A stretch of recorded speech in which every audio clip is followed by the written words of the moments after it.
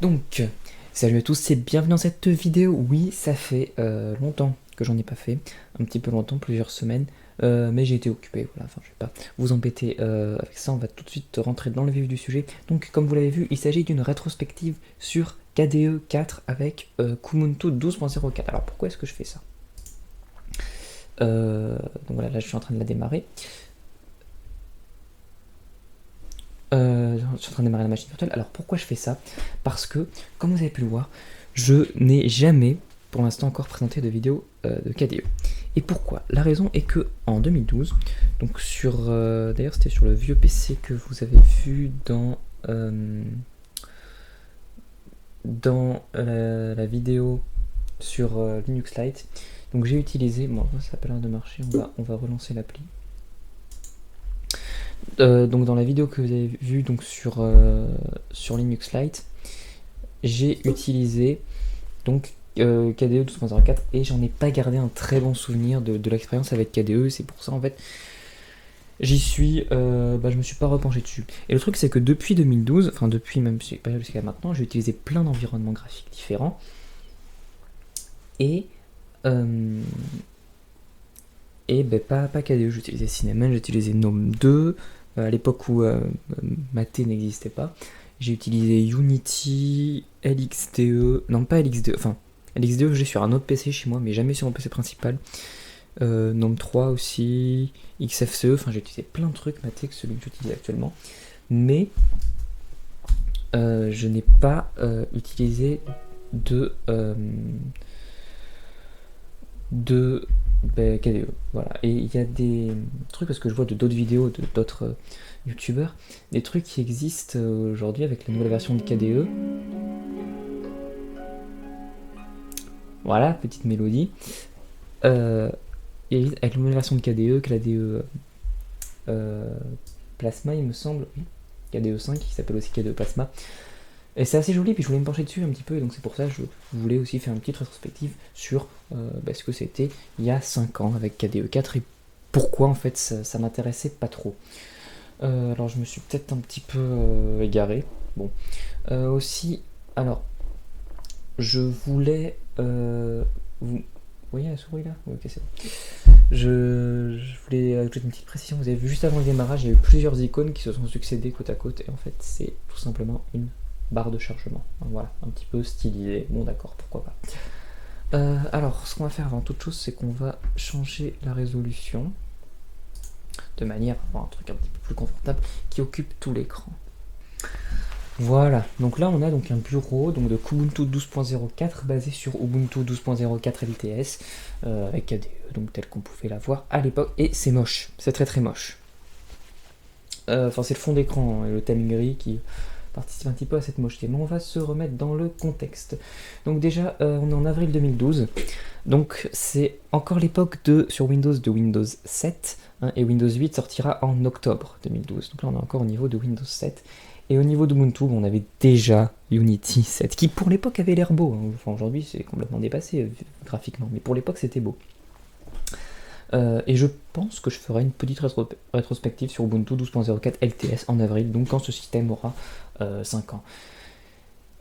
Puis je me rends compte que ça fait pas mal de vidéos que je fais sur Ubuntu, donc peut-être que je ferai une playlist directement sur la chaîne avec Ubuntu, je verrai. Alors, un truc à savoir aussi, c'est que cette version de Kubuntu 12.04, c'est la dernière version de Kubuntu à être fournie par Canonical. Donc pour ceux qui ne savent pas, Canonical, c'est une entreprise britannique, il me semble. C'est celle qui fournit Ubuntu et quelques-uns de ses dérivés. Donc ils fournissaient Kubuntu ou Kubuntu. Certains qui préfèrent prononcer la première lettre séparément, mais la majorité des gens prononcent Kubuntu. Donc ouais, Canonical fournissait Kubuntu jusqu'à 2012, puisque là c'est la dernière version. Et depuis c'est Blue Systems, Blue Systems, c'est au pluriel, qui fournit donc Kubuntu. Donc là on a un kernel en 3.2.0-58, et Kubuntu c'est une distribution assez gourmande, puisque à vide, donc c'est-à-dire là, il n'y a rien, on a une consommation de 540 mégaoctets de RAM. Rappel encore, on est en 2012, pour resituer. Dans dans le contexte. Alors, quand on démarre Kubuntu 12.04 pour la première fois, il y a un dossier en fait sur le bureau. Alors, je vais commencer par ça parce que je l'ai mis en premier dans mes notes, mais bon, malheureusement j'ai oublié de vous montrer la manip pour en remettre un. C'est le dossier qui correspond aux images. Et en fait, donc c'est ça, c'est qu'on a la possibilité. Donc là, je vous montre vite fait, hop, ajouter des composants graphiques en recherche dossier, vue de dossier, et voilà. Donc là, bon, là c'est pas le dossier qui correspond aux images, c'est le dossier personnel. Mais le truc c'est que on a une petite vue comme ça, et ça permet en fait d'accéder donc rapidement aux différents trucs. Moi personnellement je n'aime pas, parce que moi j'aime bien ne rien avoir sur mon bureau. C'est-à-dire avoir seulement le fond d'écran et c'est tout. Mais après il y a des gens qui aiment bien avoir vraiment beaucoup de choses sur leur bureau avec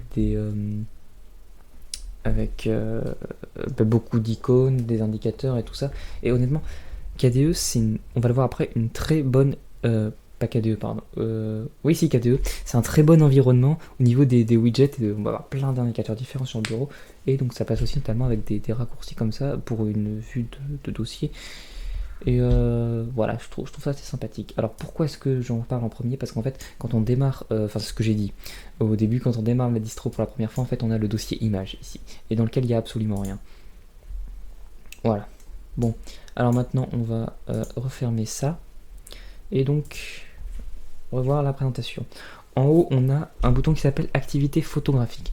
Mais je pense que c'est une erreur de placement, pas seulement une erreur de traduction. Au début, j'ai pensé une erreur de traduction, mais juste une erreur de placement. Parce que là, on a activité photographique et là, activité. En fait, je pense tout simplement que les deux sont inversés. Bon.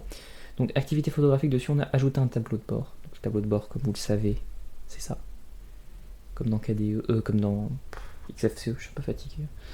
Comme dans XFCE, donc on peut en ajouter un, et puis après on peut les configurer, on verra ça après. Ajouter des composants graphiques, donc on l'a vu, on peut ajouter les dossiers, on peut aussi ajouter par exemple des trucs marrants comme une balle rebondissante. C'est une balle et ça rebondit sur l'écran, voilà. On peut ajouter des trucs utiles, hein, notamment si on fait défiler, on a directement une calculatrice, comme ça ici, donc qui fait partie du bureau, donc 773 divisé par 9, ça fait 84,7 environ, enfin 0,8.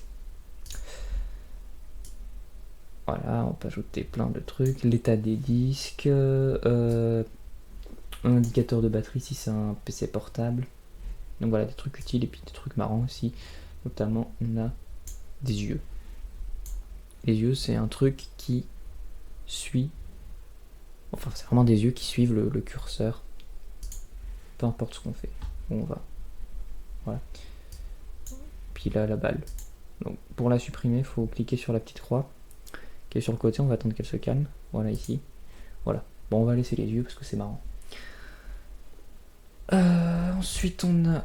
Oula. Activité, et c'est des trucs relatifs aux photos seulement. C'est pour ça, je pense qu'ils ont inversé les deux. Activité photographique, activité.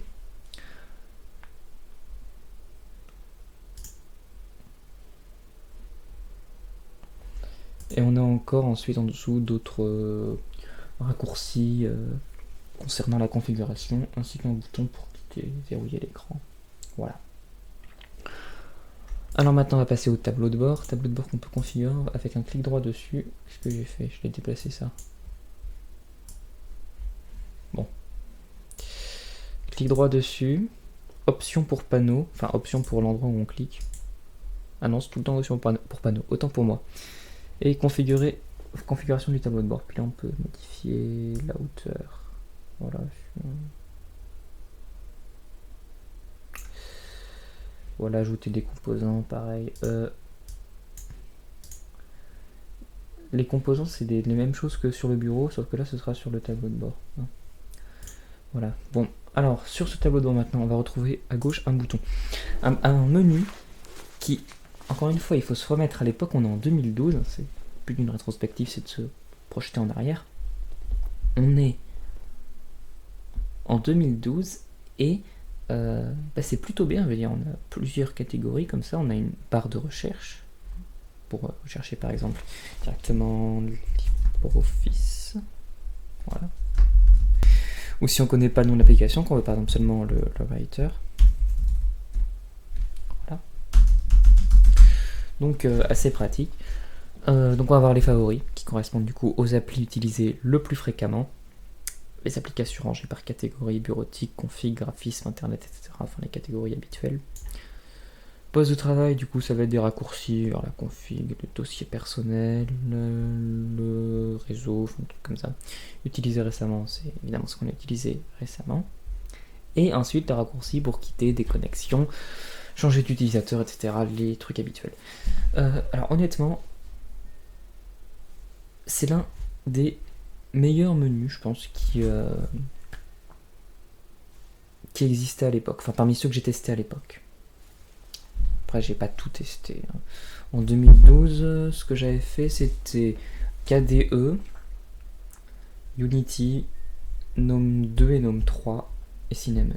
Alors, c'est déjà pas mal, ça en fait 5. Voilà, donc sur ces 5 en 2012, bah, c'était KDE le meilleur. Ensuite, donc, on est en train de faire un tour du tableau de bord. Ici, on va retrouver le lien vers les activités photos. Pourquoi? Aucune idée. De toute façon, ça s'enlève. Supprimer. Voilà. 2 espaces de travail, on peut bien sûr en ajouter d'autres. Il suffit de faire configuration gestionnaire de bureau, il s'appelle comme ça. Et mettons bureau virtuel, mettons qu'on en veuille 4. On va en rajouter 4. Voilà. On peut leur donner des noms. Par exemple, si sur le premier, celui d'en haut, on ne met que le navigateur internet, on peut l'appeler internet. Si sur le 2, on met seulement ce qui est bureautique, etc. Et alors, appliquer, ok. On a les boutons pour passer de l'un à l'autre, comme ça. Voilà.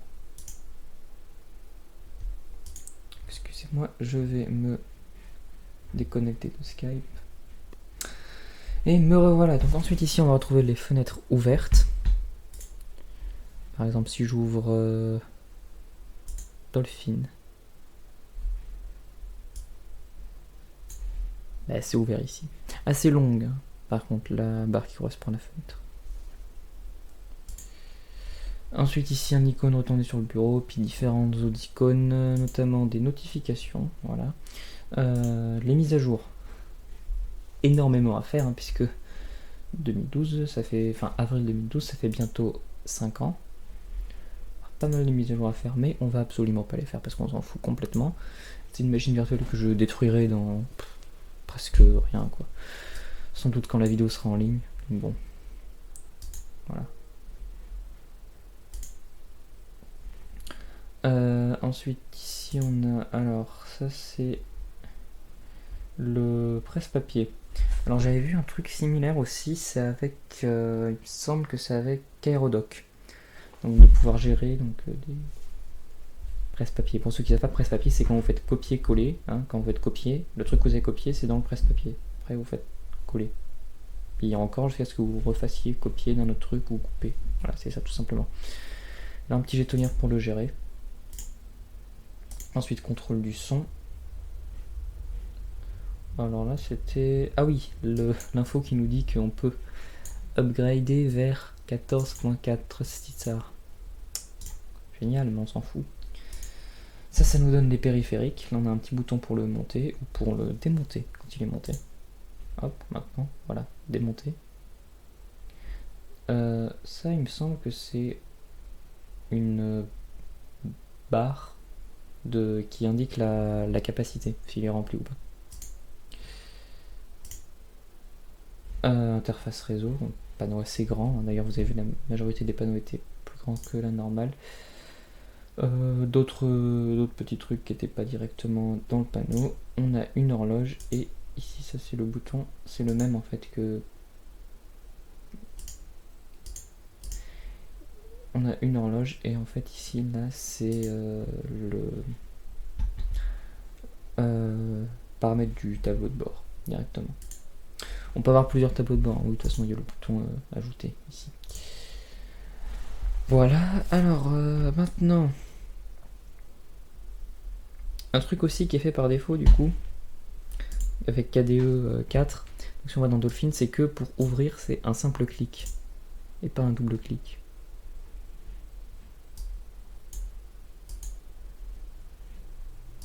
Bon là il a planté le Dolphin. Allez, on va le redémarrer. Oui, donc c'est un simple clic pour ouvrir les trucs.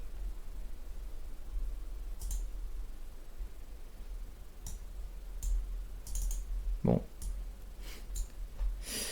vous voyez que ça a fonctionné puisqu'on y a juste modèle Dolphin, mais il ne s'ouvre pas. Pour des raisons que ça plante. Voilà. Bon bah tant pis. Vous devriez, pour cette info, vous devriez me faire confiance, pas le démontrer. Ensuite, au niveau des logiciels préinstallés, donc comme vous l'avez vu, on a LibreOffice, c'est une vieille version, hein, évidemment, version 2012 3.5.7.2. Au niveau d'Internet, si on va dans l'onglet ici Internet, on peut voir qu'on a pas mal de trucs, hein, client torrent, voilà. On n'a pas Firefox, mais on a un installer pour installer Firefox. Alors voyons si on peut encore s'en servir. Apparemment oui. On donne le mot de passe. Et il est en train de télécharger des trucs, on va le laisser faire. Donc on n'avait pas Firefox installé par défaut, et donc le navigateur était Reconq. C'est un navigateur assez moche, même pour l'époque, et assez minimaliste. Voilà. Et c'était une vieille version, enfin c'était une... Non, c'était la version de l'époque, mais c'est une vieille version, c'est la 0.9.1. Au passage, je pense que ce navigateur est un projet qui a été abandonné puisque sa dernière version date de janvier 2014. C'était donc il y a plus de 3 ans et c'était la version 2. Quelque chose. Voilà. Alors, est-ce qu'il a fini lui? Presque.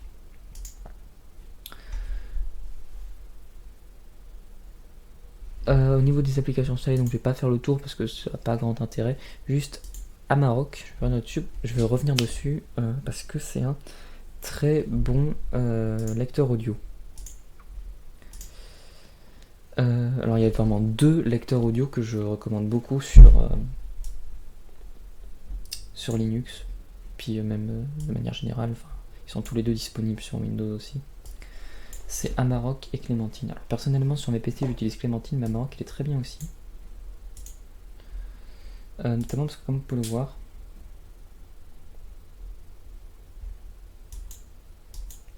pas me fermer, bon.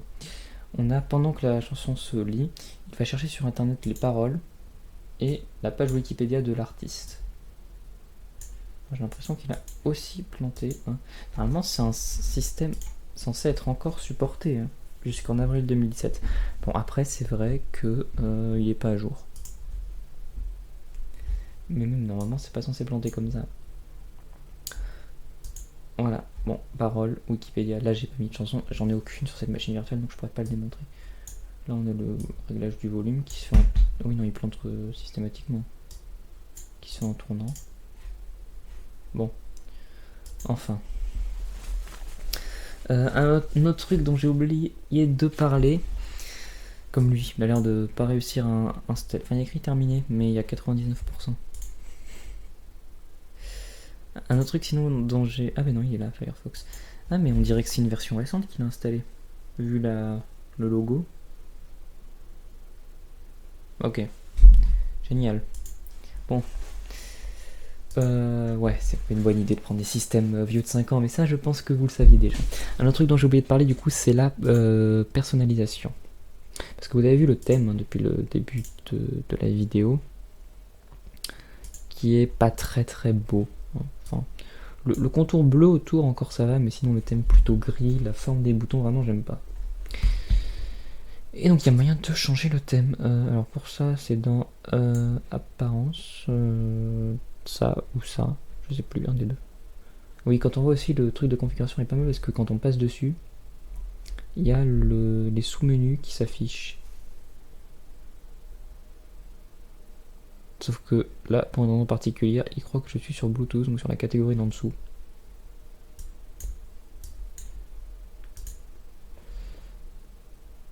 Alors, style, couleur... Voilà, thème, c'est ici. Donc on a quelques thèmes d'installer. Vraiment peu. Voilà. Et là, on peut faire obtenir de nouvelles. Ça marche un peu comme sur Cinnamon, l'obtention. Voilà. Bon, c'est encore plus moche. Thème de curseur, on a par exemple White Glass. Enfin bon, voilà. Il est sympa ce curseur. Bon. Et au niveau des fonds d'écran installés, parce que vous savez que j'aime bien regarder ça, eh bien il n'y en a absolument aucun. Voilà. Il y a juste le truc méga moche et rien d'autre. Bon bah c'était tout pour KDE 4. Donc pour conclure, c'est un environnement très complet, vraiment très complet, mais assez dur à prendre en main et à première vue pas très beau. C'est pour ça que je lui avais un petit peu tourné le dos et que je n'étais pas vraiment intéressé par cet environnement. Mais on va voir donc ce que ça donne avec les nouvelles versions KDE Plasma. Je prévois de présenter 2 distributions, Kubuntu dans une version plus récente, comme ça on pourra comparer avec la version de 2012, et aussi KDE Néant. Voilà. Bon bah j'ai plus rien à ajouter, donc je vais dire salut à tous. Abonnez-vous à la chaîne pour participer à son développement et je vous dis on se retrouve bientôt. Allez, salut à tous.